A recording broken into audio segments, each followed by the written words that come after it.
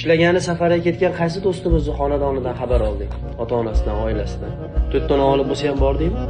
Bu yerdan telefon qilishni bilyapmiz. Kelgandan keyin oshqa ber deyishni bilamiz. Navbating kelgan oshqa ber. Eriga endi sen ham bir ziyofat qilib ber deyishni bilamiz kelgandan keyin. Foydasi esa orqasidan yurishni bilamiz. Do'stim deymiz, qiyomatligim deymiz. Qancha gaplarni gapiraveramiz. Lekin mana 1 oy bo'ldimi, 1 yil bo'ldimi, qaysi birini xonadonidan xabar oldik? Ertasiga uyga to'yto'non ko'tarib bordingmi yo borib otasiga, onasiga bizga bitta xizmat bormi? Ayting, do'stimiz ishlagani safarga ketgan, mayli. Biz endi shu yerda bo'lib turaylik, bitta xizmat bo'lsa ayting deyapmizmi? 100 tadan bitta eshitilib qolmasa u narsa bo'lmayapti. Biz dunyoda o'zida qochib o'ryapmizmi bir-birimizda? Buni nima degani? Faqat internetdanmi qadrdonchilik, internetdanmi do'stlik, istoriyalardan faqat foyda kelib tursam, Xudo uchun qilmaymizmi tam tanasam? Bu bo'lmaydi.